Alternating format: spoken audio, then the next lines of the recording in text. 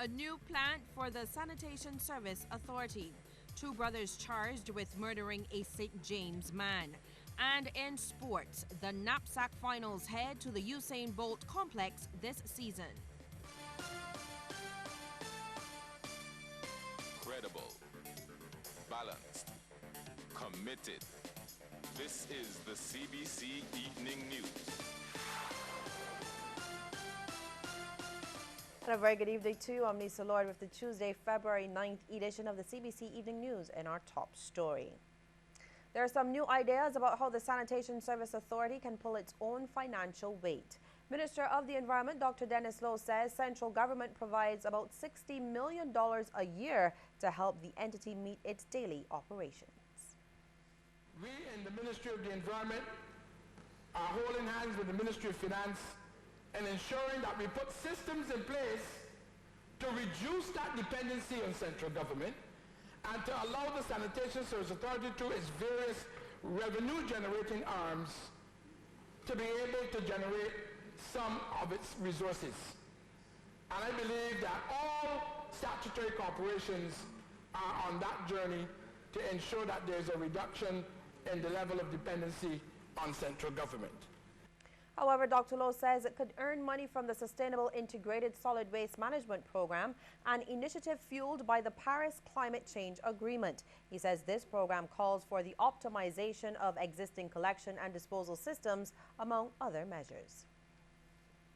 Establishing standards for waste management, also options for thermal treatment, promotion of energy sources from waste, the development of a business strategy for cost recovery, and local applications of modern technologies.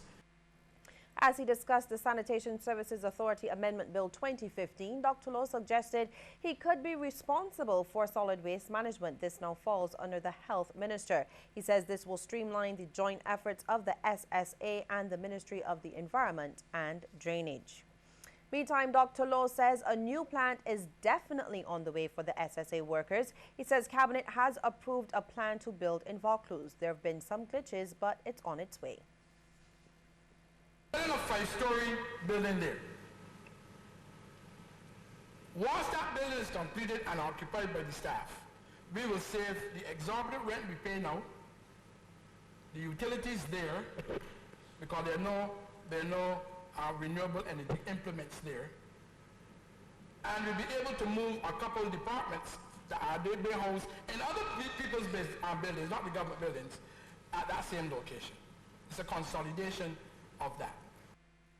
Industry Minister Donville Innes wants Barbadians to generate less garbage. He says waste disposal doesn't concern only the SSA and the government, but all of us. We have to pay more attention to what we purchase in this island. Not just what is imported, what's generated locally, but also what is imported. A lot of it is wasted. We have to look at the packaging material we use and realize that a lot of that ends up in the garbage, in the dump.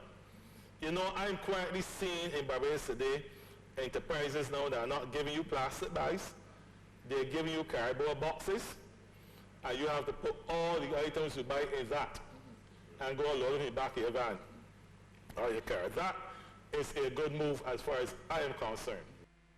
Mr. Innes says Barbadians need to take a stronger sense of ownership when it comes to their environment, and he says citizens need to take recycling more seriously. Do we need to throw away everything? You know, can we take the pet bottles, for example, and use them to grow peppers or seasoning, for example? You know, just things that may seem very simple.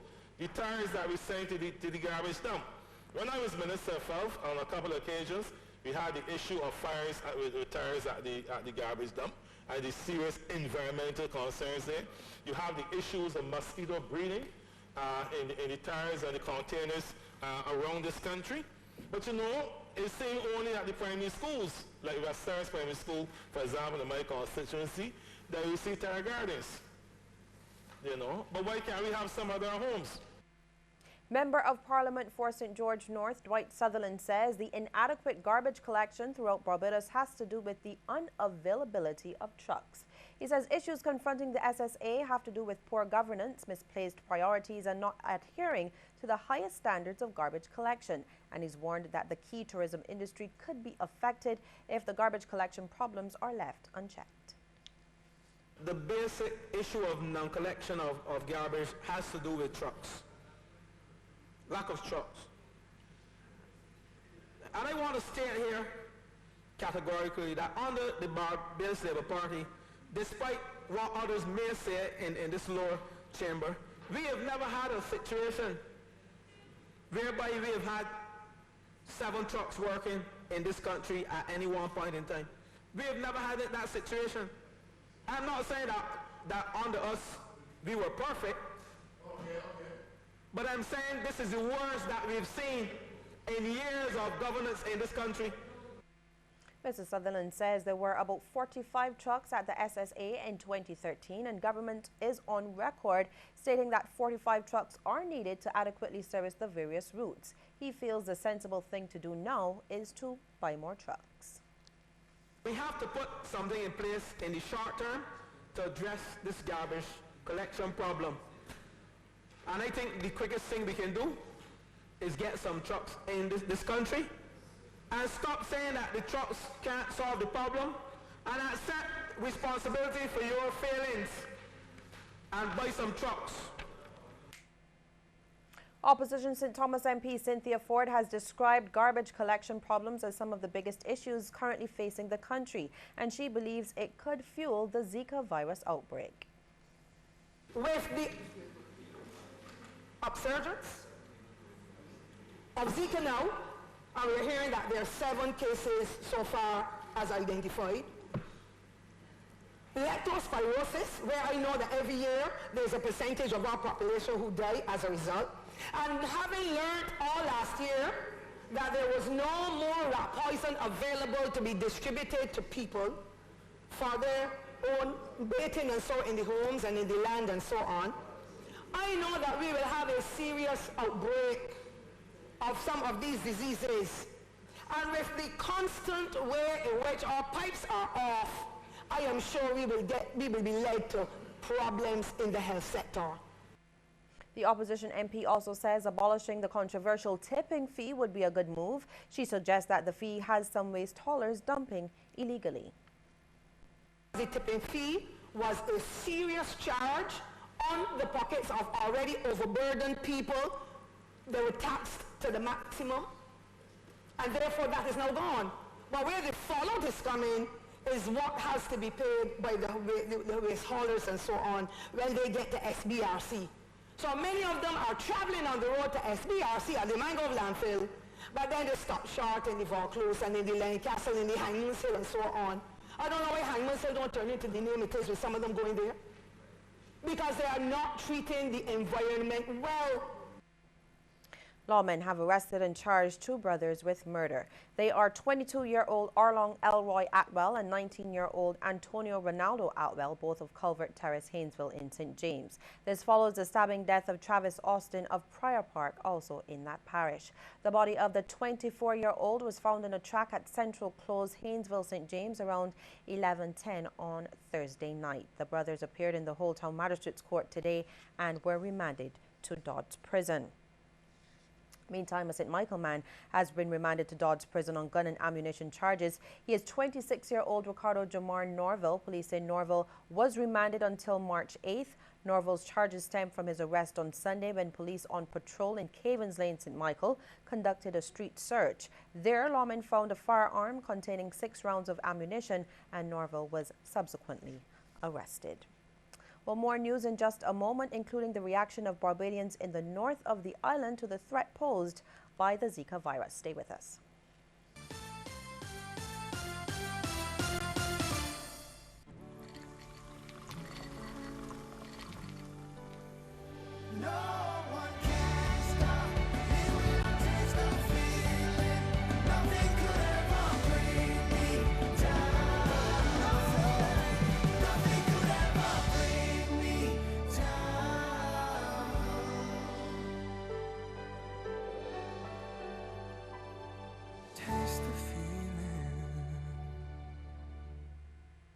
Ready, set, let's go. It's School Sports 2016, the fastest half hour on TV. It's out the blocks this Thursday, February 11th, and continues every Thursday with a repeat on Saturdays. Thursdays, 6 p.m. to 6:30 p.m. Repeat on Saturdays at 12 noon. See our athletes in full stride. School Sports 2016 with me, Anne-Marie Burke. Don't you miss it. By time the sun wake up and it start turn up, me ready to start me day out. Work hard till me sweat, now me thirst want me quench. A time to cool it back down. Cool running's water, refreshing and thirst quenching. Pure all natural, wholesome goodness for healthy living. And just cool. Cool runnings, refreshing pomegranate flavored water and cran water with ginseng. Just cool.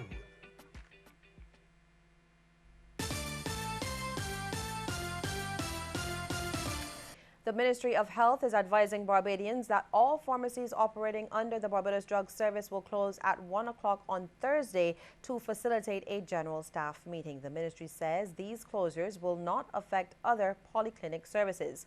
Pharmacies attached to the extended hours service will be open at 5:30 in the evening. The Health Ministry says it wishes to apologize for any inconvenience caused. A smash-up on the ABC highway caused a serious backup of traffic on a northbound lanes here in the Pine today. This was the scene after the collision between a van and a sports utility truck, which happened around 11:30 this morning near the pedestrian crossing at the stoplights. One woman was injured and taken by ambulance to hospital, and she's been identified as Zoani Reese of Silver Sands in Christchurch.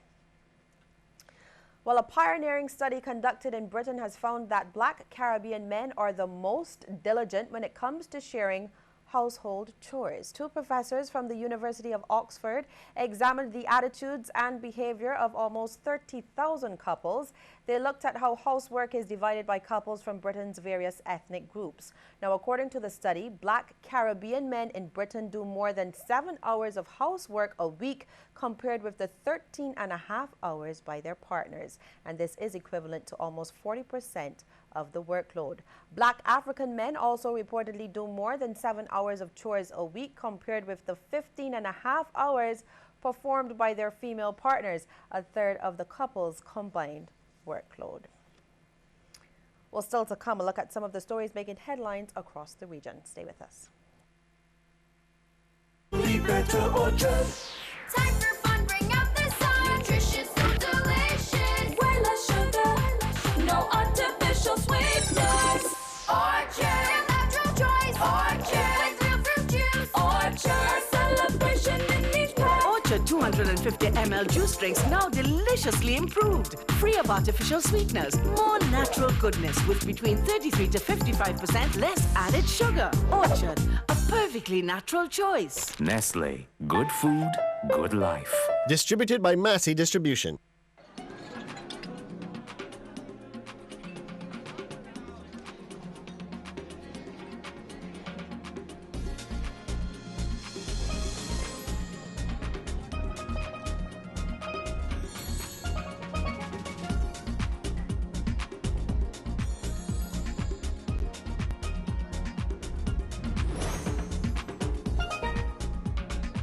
Solo Apple J, the champagne of soft drinks. Enjoy Bonanza, a decadent candy bar. Now introducing another perfect combination with added cranberries and strawberry filling. The Bonanza you love and the new Bonanza Berry. Experience richness you deserve.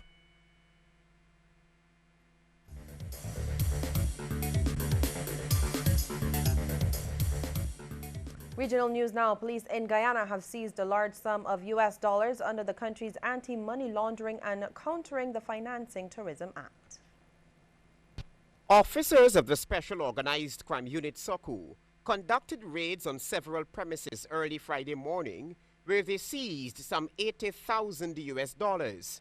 Nightly News has confirmed that the seizures were done at premises located at Vigilance, East Coast Demerara, and at Nandi Park and Peters Hall, East Bank Demerara. The police say a man and a woman have been arrested and are in custody.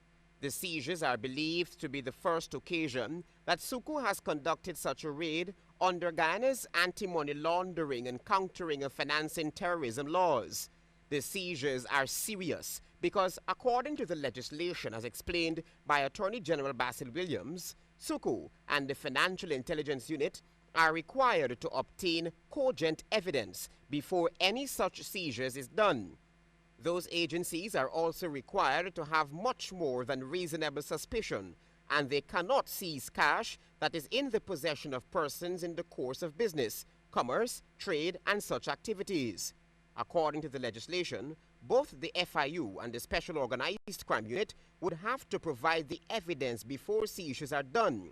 This implies that the agency had the evidence beforehand, and according to a reliable police source, Suku acted on